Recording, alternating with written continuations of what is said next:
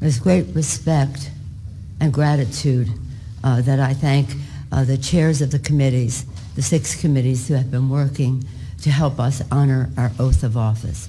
I also want to thank the staff of those committees and the committee members for all of their work over this period of time to help us protect and defend. I want to thank the chairman of the Judiciary Committee, Mr. Nadler, chair of the Intelligence Committee, Mr. Schiff, chair of the Ways and Means Committee, Chairman, all of these chairmen, Chairman Richie Neal of Massachusetts, the chair of the Foreign Affairs Committee, Elliot Engel of New York, the chair of the Financial Services Committee, Maxine Waters of California, the chair of the Committee on Government Reform and Oversight, Congresswoman Carolyn Maloney. I also want to acknowledge the important work that was done by our dear and departed, may rest in peace, Elijah Cummings as chair of the Oversight Committee. Now pleased to yield to the distinguished chair of the Judiciary Committee, Mr. Nadler.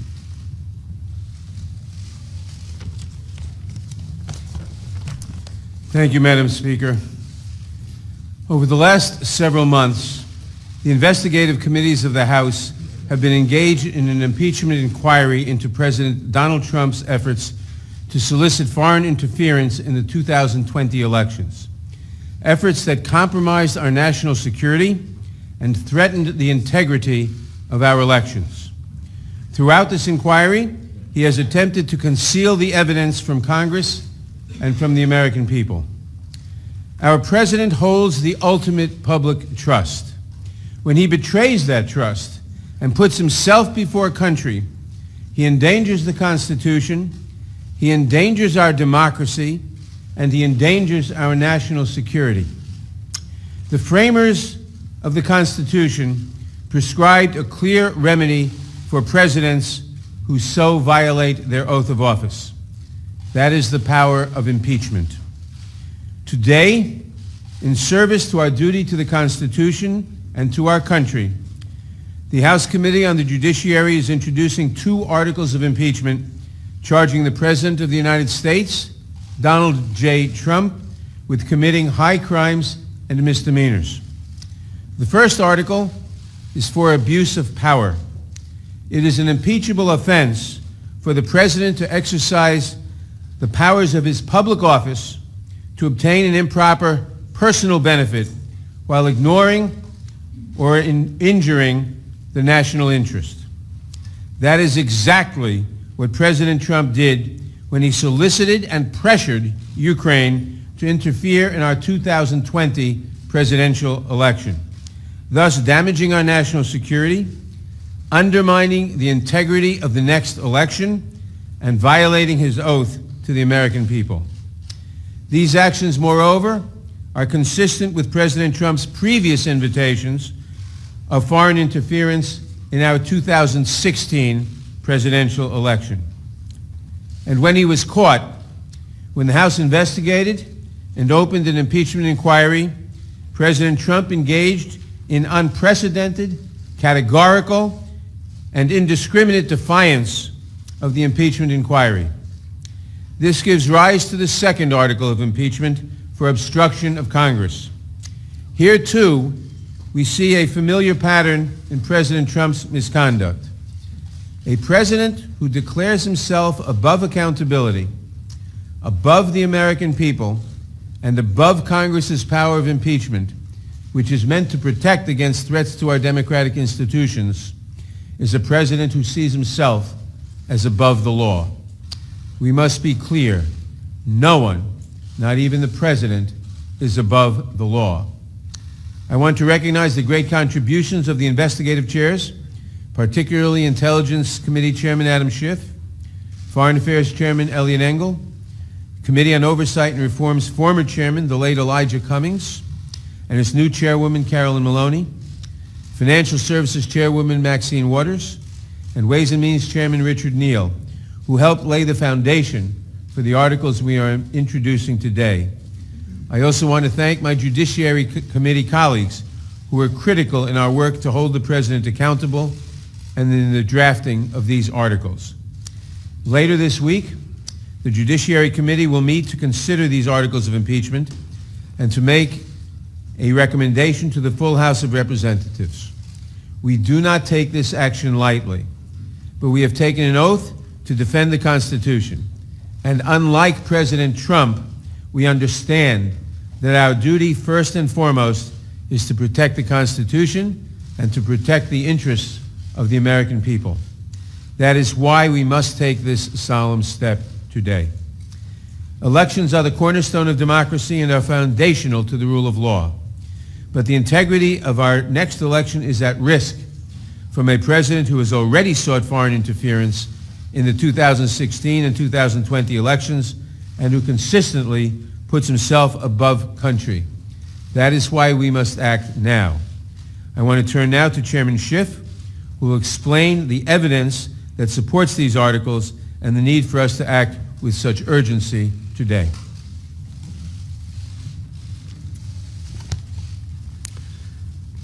Thank you, Mr. Chairman. Thank you, Madam Speaker, and to my colleagues, good morning. The framers of the Constitution recognized that someday a president might come to office who would abuse that office, betray the public trust, and undermine national security to secure foreign help in his reelection, and who would seek to abrogate the power of Congress to hold him accountable. They recognized this danger, and they prescribed a remedy, and that remedy is impeachment. It is an extraordinary remedy and one that I've been reluctant to recommend until the actions of President Trump gave Congress no alternative. We stand here today because the president's continuing abuse of his power has left us no choice.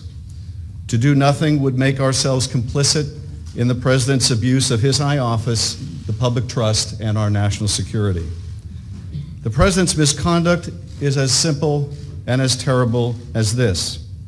President Trump solicited a foreign nation, Ukraine, to publicly announce investigations into his opponent and a baseless conspiracy theory promoted by Russia to help his reelection campaign.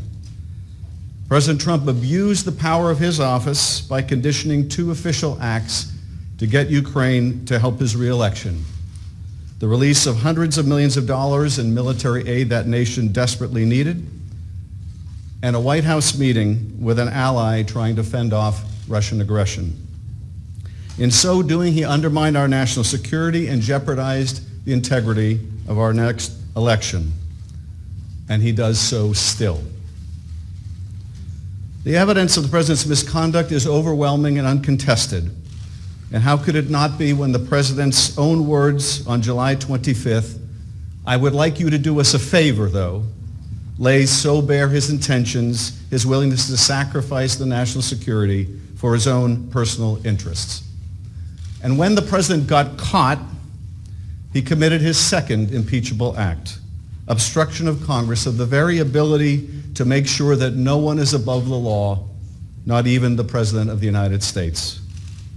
The evidence is every bit as strong that President Trump has obstructed Congress fully, without precedent, and without basis in law. If allowed to stand, it would decimate Congress's ability to conduct oversight of this president or any other in the future, leaving this president and those who follow to be free to be as corrupt, malfeasant, or incompetent as they would like, with no prospect of discovery or accountability. Now, some would argue, why don't you just wait? Why don't you just wait until you get these witnesses the White House refuses to produce? Why don't you just wait until you get the documents the White House refuses to turn over? And people should understand what that argument really means. It has taken us 8 months to get a lower court ruling that Don McGahn has no absolute right to defy Congress. 8 months for one court decision. If it takes us another 8 months to get a second court or maybe a Supreme Court decision, people need to understand that is not the end of the process. It comes back to us and we ask questions because he no longer has absolute immunity, and then he claims something else, that his answers are privileged, and we have to go back to court for another 8 or 16 months. The argument, why don't you just wait, amounts to this. Why don't you just let him cheat in one more election? Why not let him cheat just one more time? Why not let him have foreign help just one more time? That is what that argument amounts to. The president's misconduct goes to the heart of whether we can conduct a free and fair election in 2020. It is bad enough for a candidate to invite foreign interference in our political process, but it is far more corrosive for a president to do so and to abuse his power to make it so. Despite everything we have uncovered, the president's misconduct continues to this day, unapologetically and right now. As we saw when he stood on the White House lawn and he was asked, what did you want in that July 25th call? And he said the answer was a simple one. And not just a simple one on July 25th, but a simple one today, and that is he still wants Ukraine to interfere in our election to help his campaign. Even this week, the president's lawyer was back in Ukraine seeking to revive the same debunked conspiracy theory promoted at the president's behest. Which gets to the final and most pernicious of the arguments that we have heard in the president's defense. That the president can do whatever he wants under Article 2, including get foreigners involved in our elections, and we should just, to quote the president's chief of staff, get over it. Ben Franklin said, we have a republic if we can keep it. The president and his men say, you can't keep it, and Americans should just get over it. Americans don't get to decide American elections anymore, not by themselves, not without foreign help. For the members of Congress, this is not a question of fact because the facts are not seriously contested. It is rather a question of duty. The president's oath of office appears to mean very little to him, but the articles put forward today will give us a chance to show that we will defend the Constitution and that our oath means something to us. I thank you, Mr. Chairman.